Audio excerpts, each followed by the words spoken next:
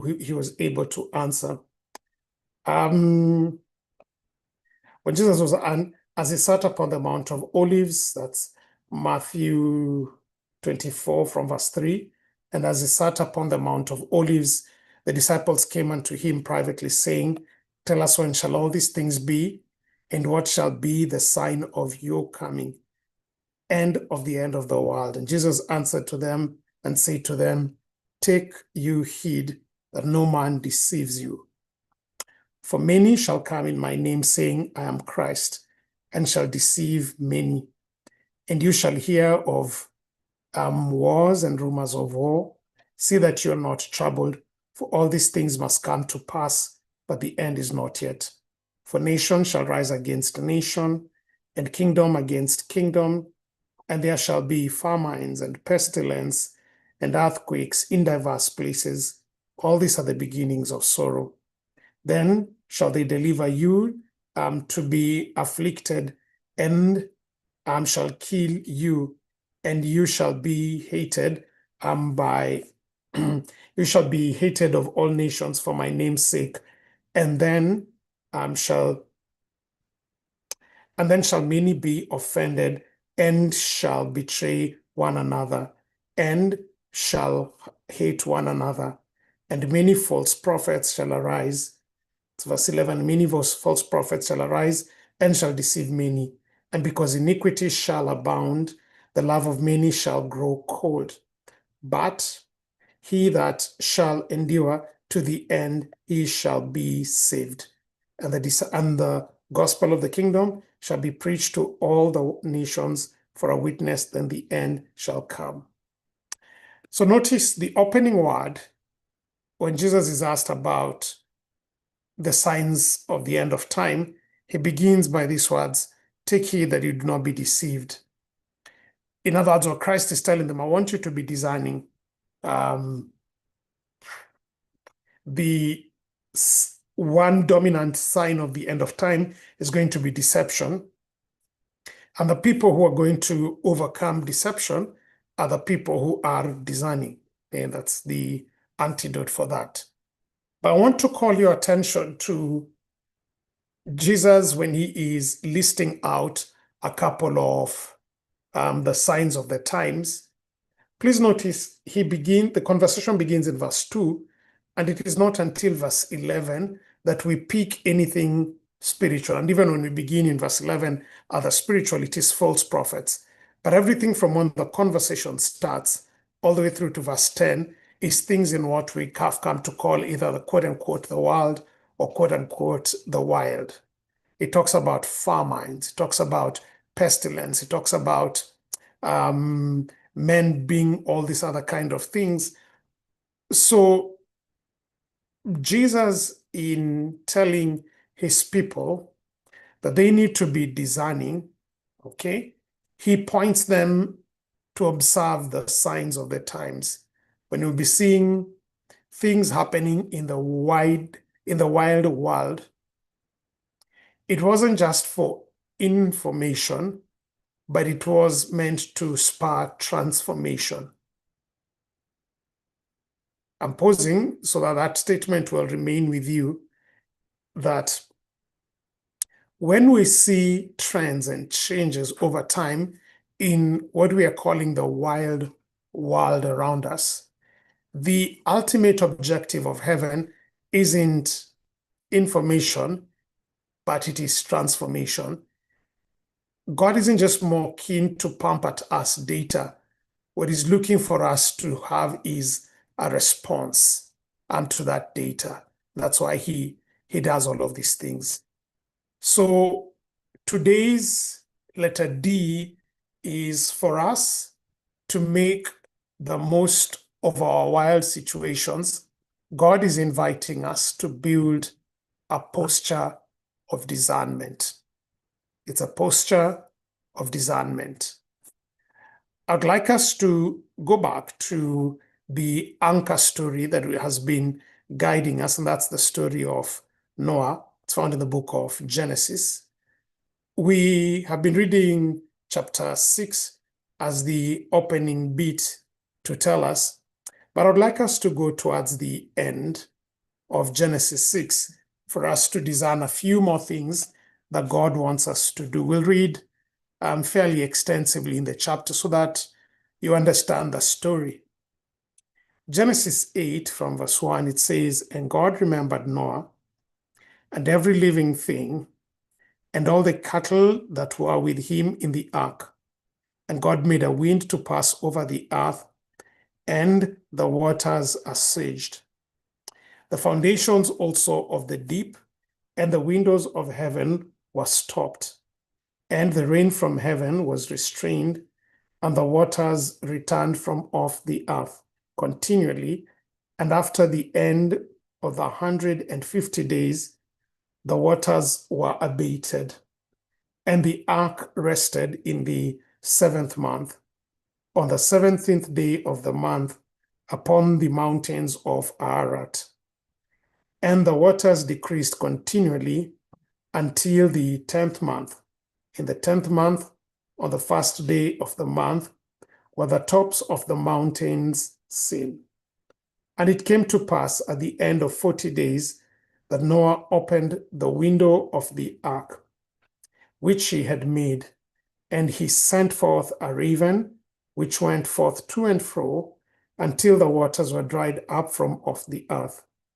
Also, he sent forth the dove from him to see if the waters were abated from off the face of the ground. But the dove found no rest for the sole of her foot, and she returned unto him into the ark, for the waters were on the face of the whole earth. Then he put forth his hand and took her and pulled her in unto him into the ark. And he stayed yet another 7 days, and again he sent forth the dove out of the ark. And the dove came in to him in the evening, and lo, in her mouth was an olive leaf plucked off. So Noah knew that the waters were abated from off the earth. And he stayed yet another 7 days, and sent forth the dove, which returned not again unto him any more. And it came to pass in the 600th year and first year, in the first month, on the first day of the month, the waters were dried up from off the earth. And Noah removed the covering of the ark, and looked, and behold, the face of the ground was dry. And in the 2nd month, on the 7th and 20th day of the month, was the earth dried. And God spoke unto Noah, saying, Go forth off from the ark, you and your wife, and your sons wives with you. Bring forth with you every living thing that is with you, of all flesh, both of the fowl and of the cattle, and of every creeping thing that creeps upon the earth, that they may breed abundantly in the earth, and be fruitful and multiply upon the earth. And Noah went forth, and his sons, and his wife, and his sons' wives with him, every beast, every creeping thing, and every fowl, and whatsoever creeps upon the earth after their kind, went forth out of the ark. Profound story. There's a difference between data and insight. There's a difference between data and insight. I come originally from the country of Kenya, specifically the Western Province, and in my rural community, it normally rains in the afternoons. And there's a specific place when you stand at the door of our house. When you look, you can look to your left, to your right, to the back. There's a particular direction which when you look and you see dark clouds, you know it is going to rain here. There may be, generally that place is somewhere, when you stand at the door of the house, the front left corner, a front to the left. If you see clouds from there, you know it's going to rain. If you see clouds on the right, they may be dark, but you know that's not going to be your rain. Or if you see some dark clouds behind the house, you know that's not going to be your rain. It's not going to rain. So the dark clouds is data, it's information that you're taking in. But what follows after that is that when you see the right clouds, when you see the dark clouds in the right place, for those who come from the village, you understand you have to begin making certain preparations. We dry our corn out in the open. And so if there was corn that is out, it needs to begin being brought in. We have the genuine free range chicken or animals. And so when you see the clouds, you begin getting the chicken into their coop and the various other livestock, the goats and the cows into their shed. That is insight. The dark clouds is data. The removing of the corn and the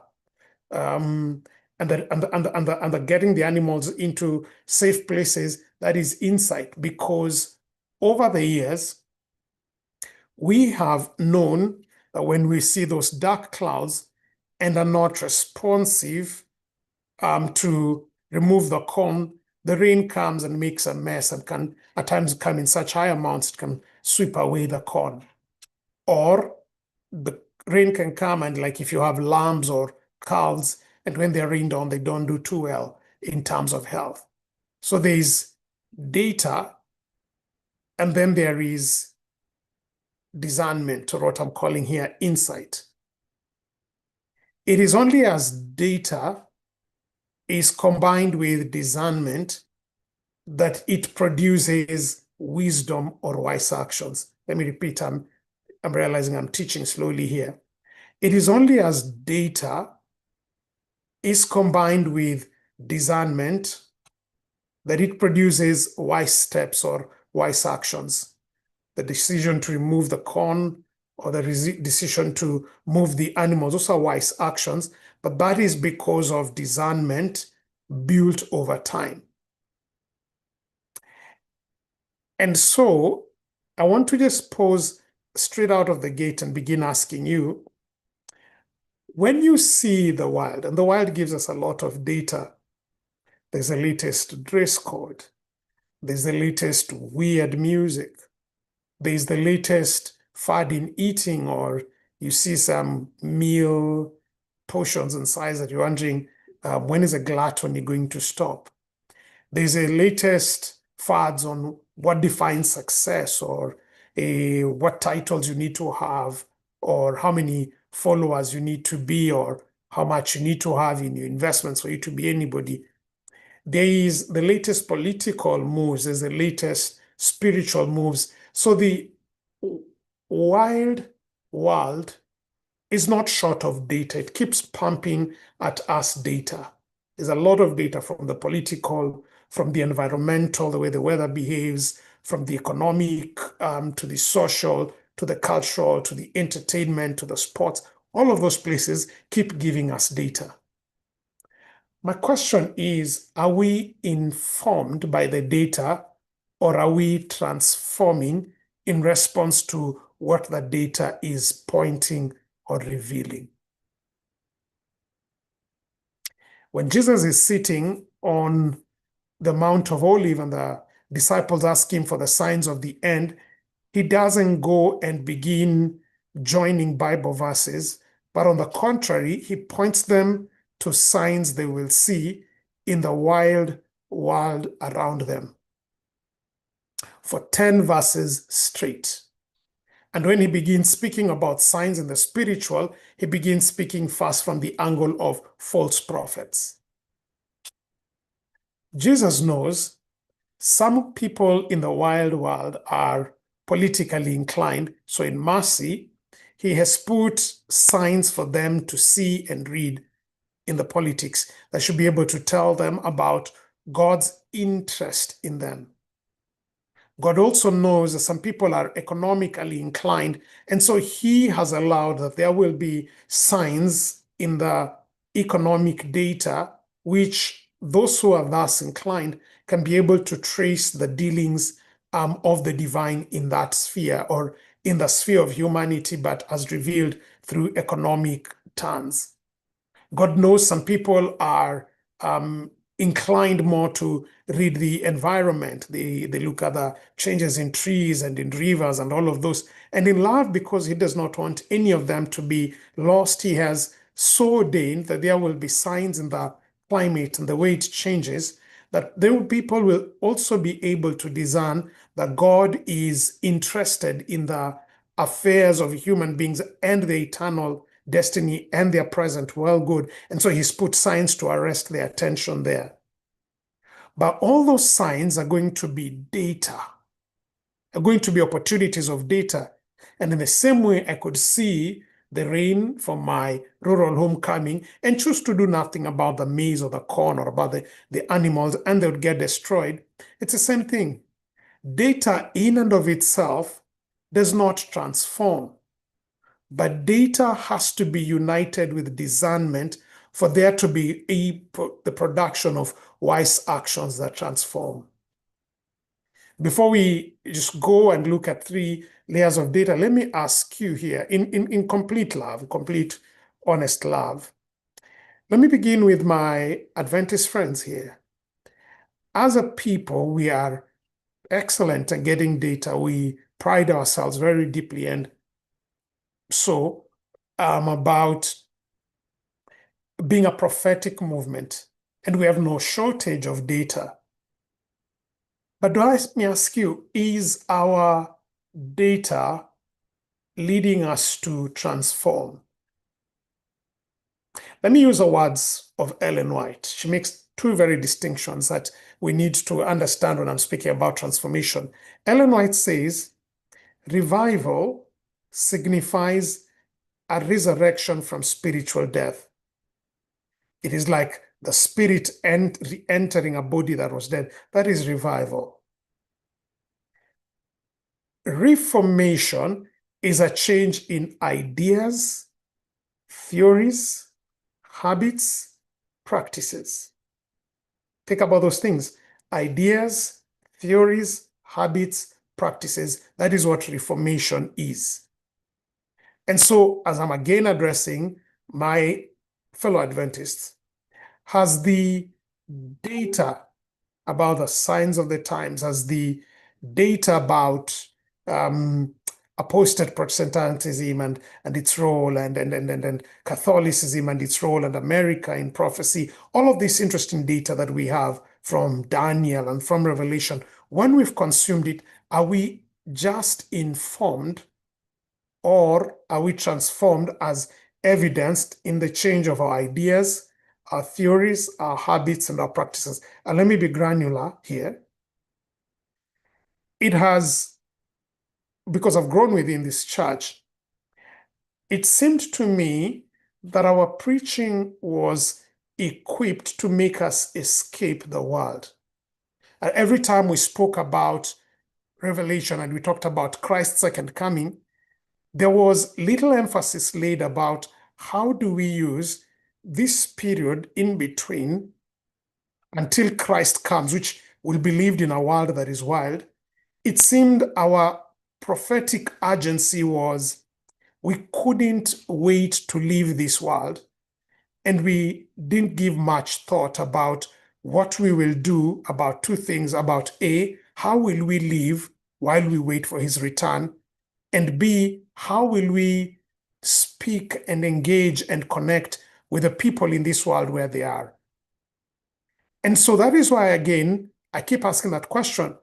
Is our data making us more afraid, and we are confusing or we have baptized our fears to be called and recalled them revival, when what we really look at, when we genuinely begin looking at them, you may begin discerning that what we assume is revival is nothing more but being sustained on the edge of adrenaline by the fear of a returning God. Or are we being transformed? Are we being able to get to the point we have that healthy balance of being heavenly minded, but then being earthly relevant? There are two classes of people. There are those who are so earthly minded, they're of no heavenly good. And then there are those who are too heavenly minded until they are of no earthly good. But we as an Adventist people, we need to be individuals who are equally heavenly minded and at the same time earthly relevant, because everything we need to do this side of heaven will be done in this wild world and will be done within this body. And so until and unless our data about heaven, our data about what is to come begins impacting and practically so how we live on this side of the heavens, and not just merely urging us to begin thinking about how to run and escape. And there are very many places we can create to escape. We can create spiritual bubbles. We can create spiritual talk. We can create never-ending programming. So we are this week and the other week, and then the next week we're always in church. And when you basically look at it, what we're doing is we are running away from a real world through the very spiritual bit called spiritual programming. Have we paused long enough to begin asking ourselves, at the end of this week of prayer, at the end of every sermon we do on Sabbath, have we equipped the individual to step into the real world and be able to make an impact as an accountant and whichever space they are? I belabor that point again, but data about the second advent of Jesus, data about Daniel in prophecy, data about John and the Revelations, data needs to be dealt with discernment for art to be able to produce wisdom and transformation.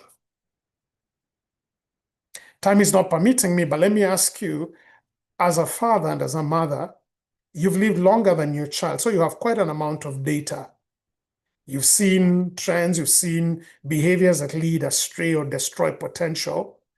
But are you praying as a parent that your data can be able to be combined with discernment so that when you interact with your child, it leads to transformation? Or are you merely the parent who is data and all you're doing is issuing threats and ultimatums without relationship? And the end result, your children begin seeing you as cold and indifferent.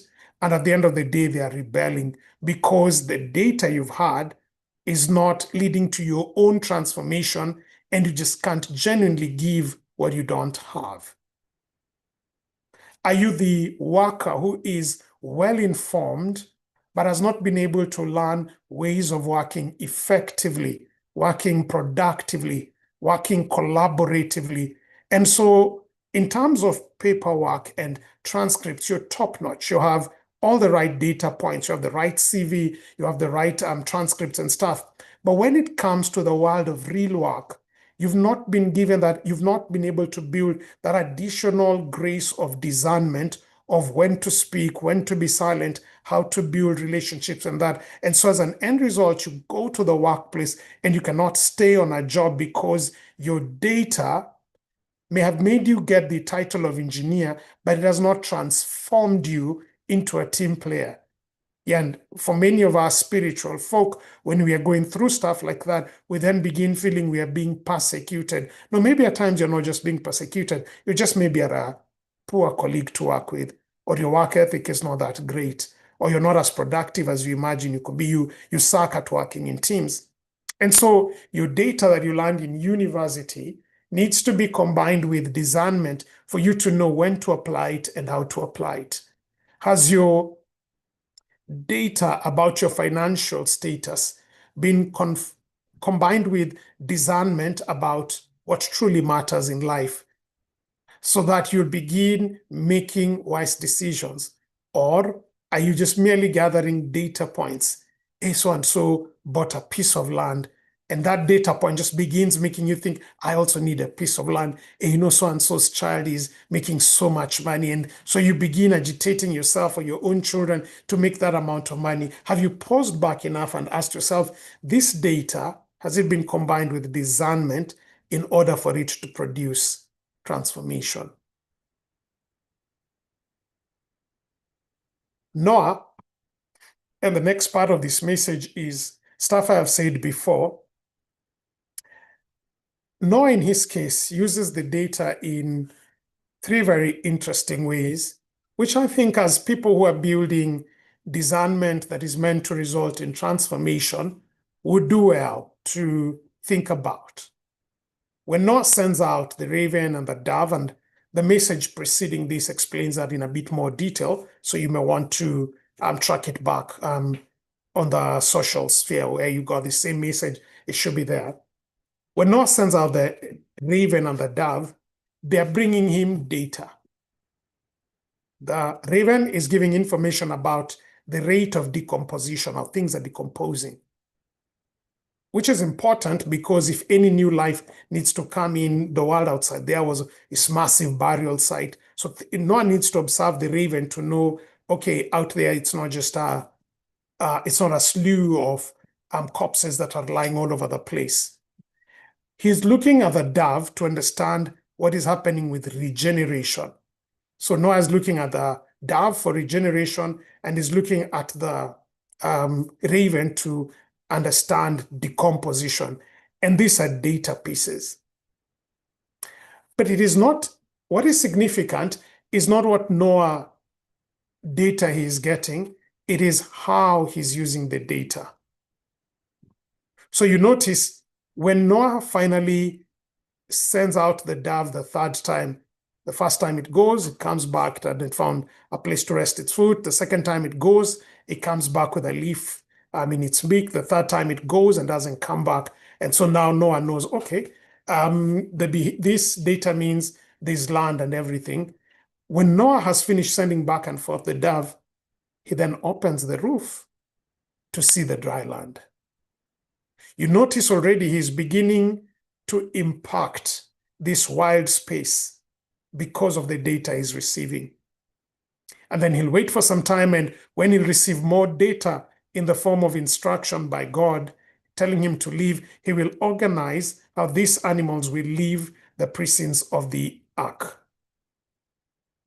If we're going to be designing individuals, living a balanced life in this wild world, as we are looking forward to the world God has made and is making for us, like Noah, we'll need to be designing enough to use data to transform us in three areas. Number one, and here I know I'm repeating, but I need to repeat stuff I've said before. So number one is Noah uses the data to come up with a plan on how to widen. Animals need light in order to program their reproductive cycles. The animals had been in the ark for an entire year. And so their reproductive potential was hampered. And so when Noah finally gets the idea by observing the dove that it has dried out there and he knows it's safe, he waits for some time and then he removes the roof. And by removing the roof, he's allowing the light to come in. And what that does is it begins helping the animals get ready to become reproductive again. Okay, so by so doing, when God will later on tell them, I want you to all leave the ark so that the animals will be able to multiply, guess what? Noah has already, by exposing all these animals to the light, Noah has already been preparing them for that. And so that's why I'm saying Noah uses the data to build the discernment to know there needs to be a plan to widen. That's what spiritual discernment leads us to do, is to, while we wait for the doors to open, while we wait for Christ to come and take us, while we are single and waiting for Mr. Perfect or Mrs. Perfect to come around, while we are in college and waiting to transition to career, while we are expectant and waiting for the child to come, while we're in those waiting spaces, biblical discernment requires us to take the data of what's changing and combine it with godly wisdom that we may produce plans that are helping us know our purpose and get ready to live that purpose in Him. And that's what we call a plan to widen. Are you aware of the potential God has been investing in you? Are you aware of the darknesses that have surrounded you for so long and have stifled the ability of those particular potentials that God has put within you to reach their reproductive height?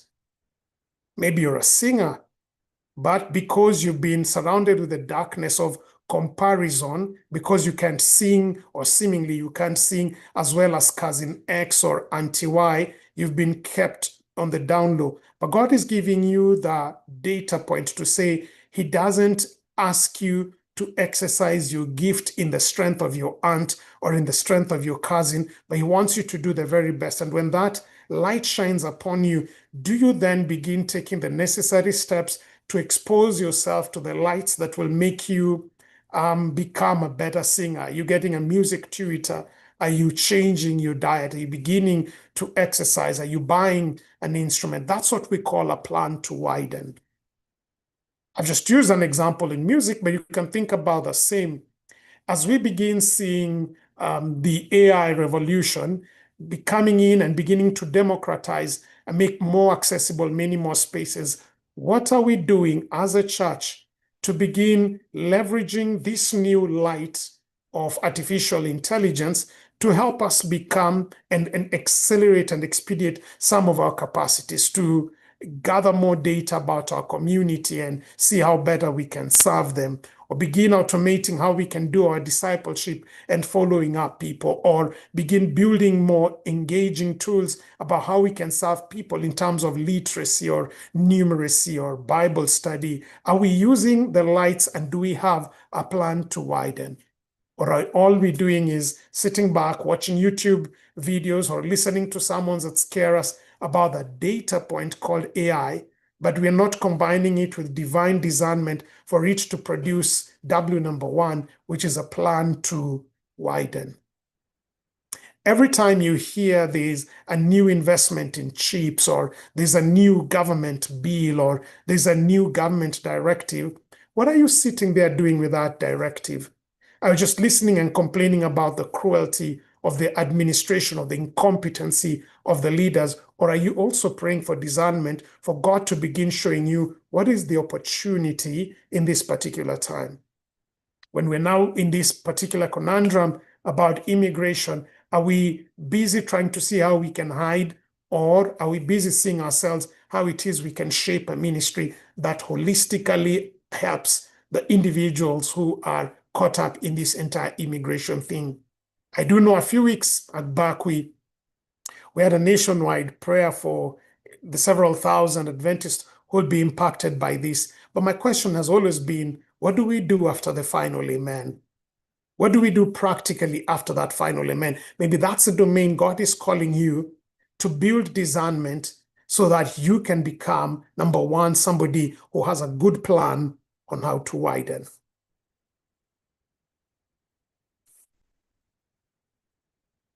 Number two, when Noah is told to release the animals, to let them go back into the wild, he does it while making sure, A, there's no stampede, so nothing is killed, and B, he does it in a way that ensures each one of them steps into their respective potential. Okay?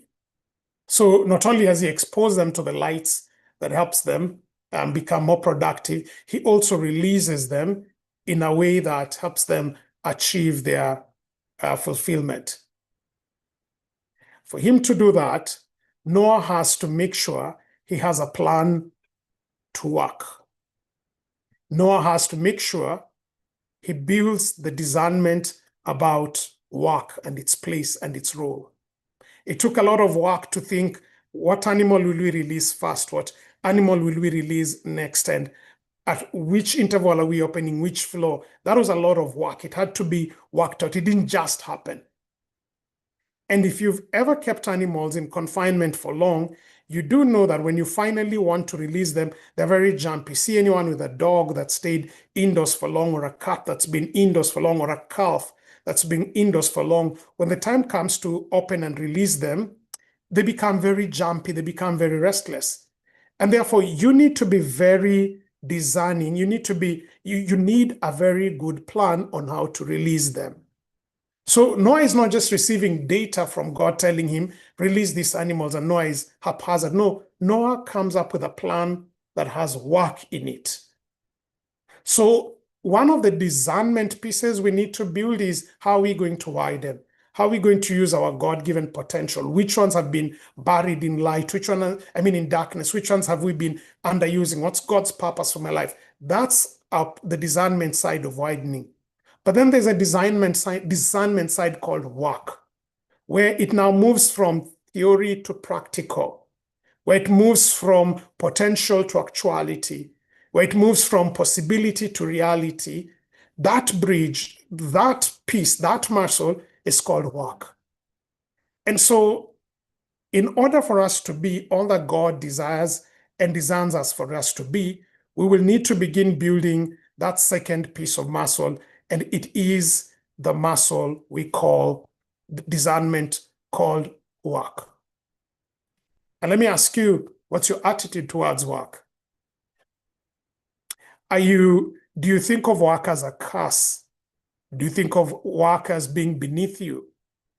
Are you merely an individual who assumes that because Jesus is coming back the second time, you want to do as little as possible? Are you envious about other individuals' possessions, but not willing to be able to put in the work that will be needed to get you there? Do you want the outcome, but you do not want the input? Do you want the prize, but you do not want the process? The animals don't just leave the ark anyhow. That would have been a stampede. The animals leave the ark in a very organized and in a very structured way. That line of discernment that allows the data to become transformation is called work. You need to work on your marriage, because anything worth having in life is built, it's not bought. You may buy your wife roses, but if you keep neglecting her, soon your marriage will be in problems. You may cook your husband the best food, but if you keep undermining his authority and emasculating him, there'll soon be problems. You may take your children to the best schools, but if you keep being absent and not there to model for them the values you want to live in, you will soon be in trouble. Why? Because the important, everything worth having in life is built through work. It's not merely bought.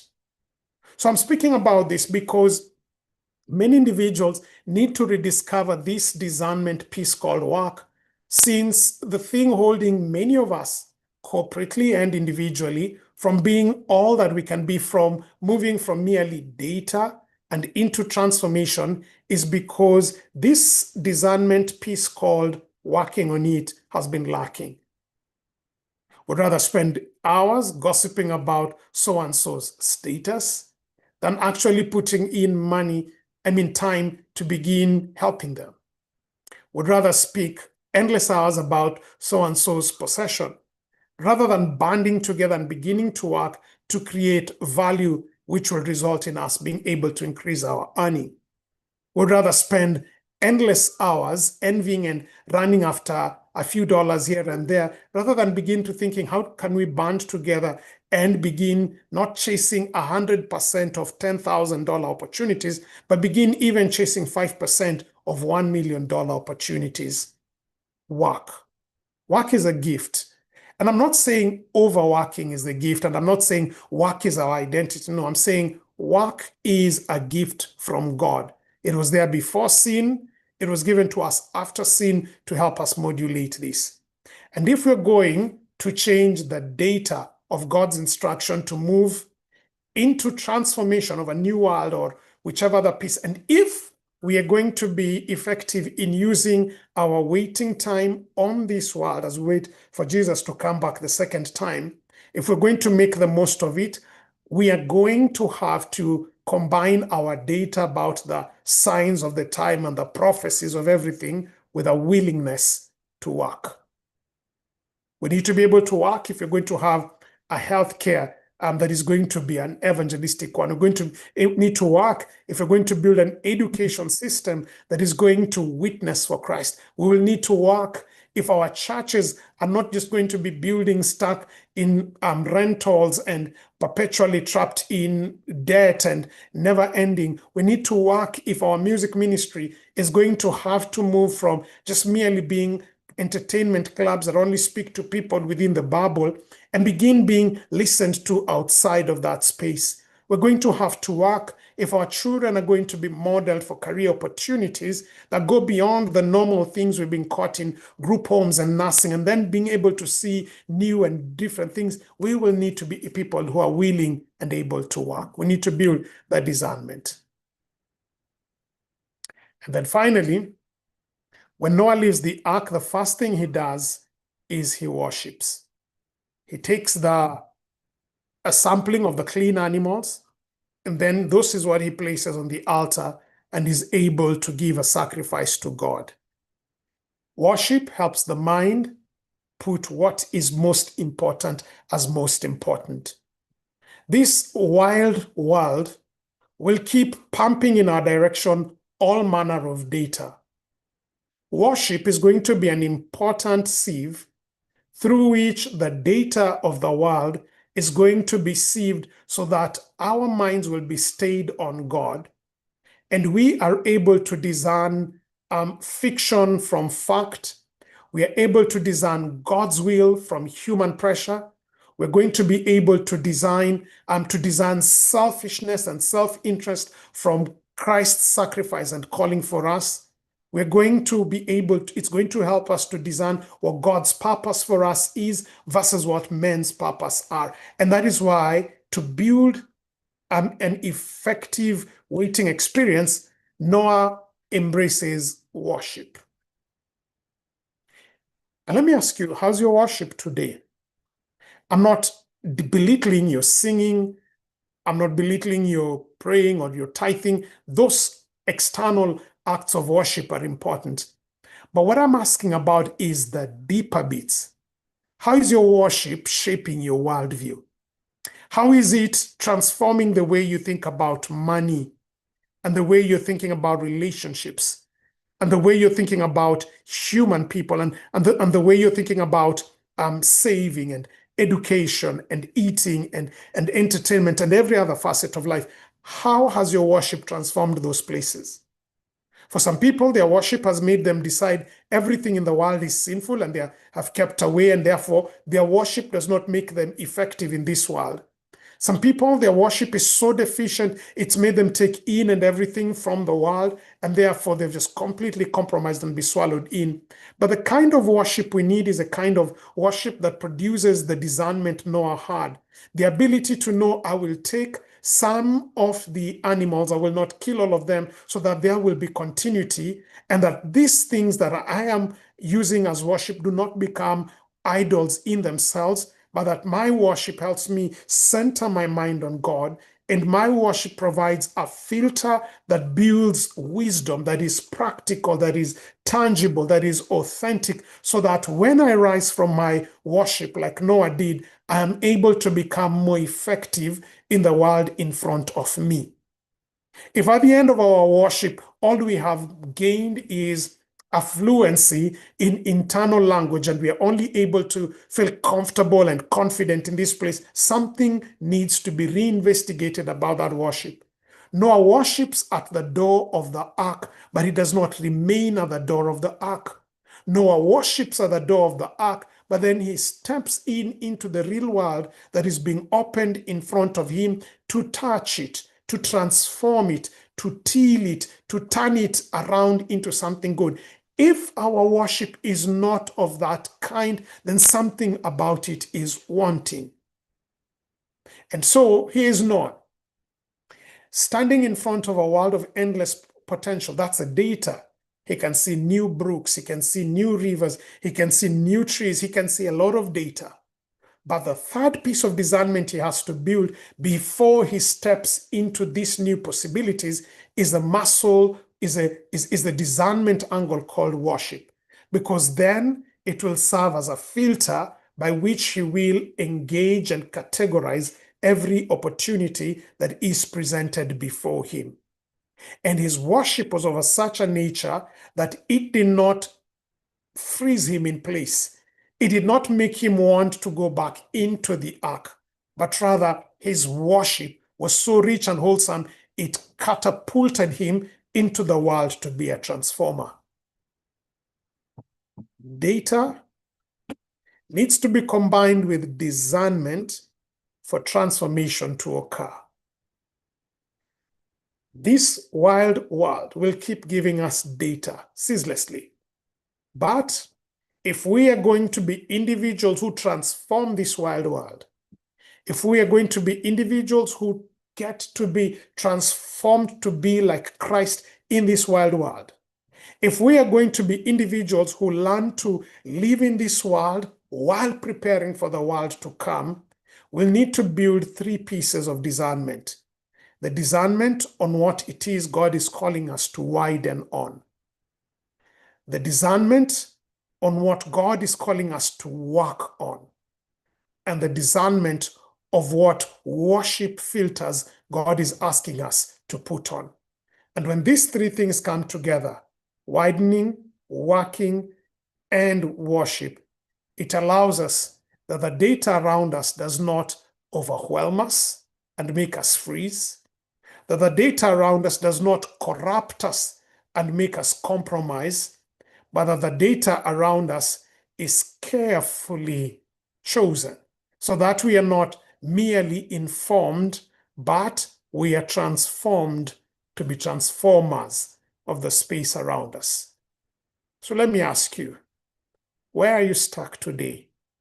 Are you an endless data consumer, attending every week of prayer and every prophecy seminar and reading every other blog and watching every other YouTube thing about the signs of the time, but all you have is a bunch of data and no transformation around you?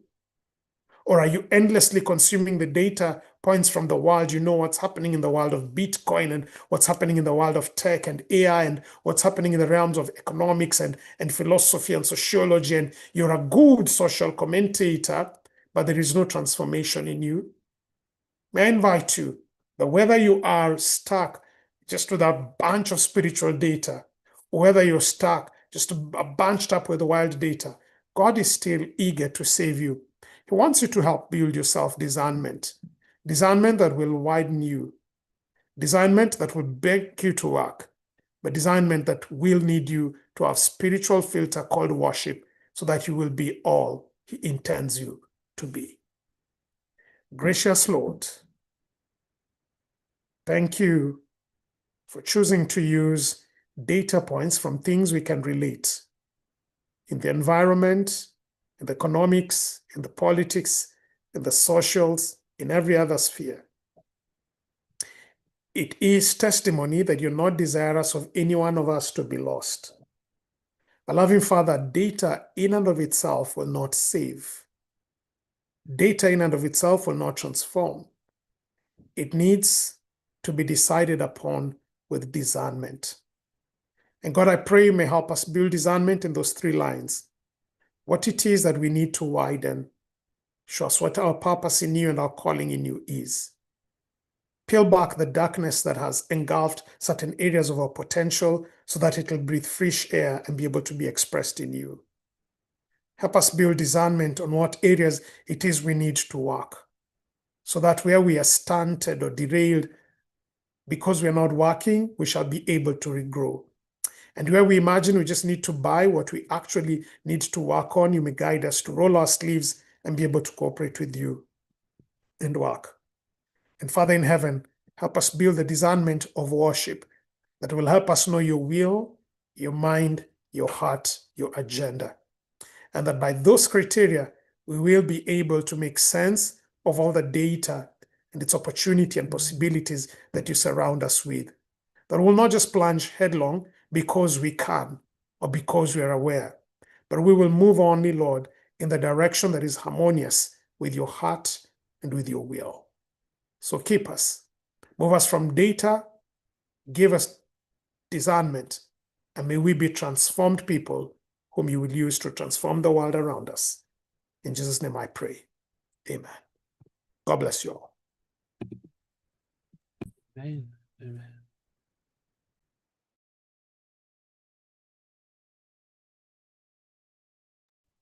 Cynthia, are you there? Yeah, I'm here. Thank you so much for the wonderful message, Elder Saya. May God bless you. And yeah, we can't wait to see you again tomorrow to get another message. Yeah. Thank you all for joining.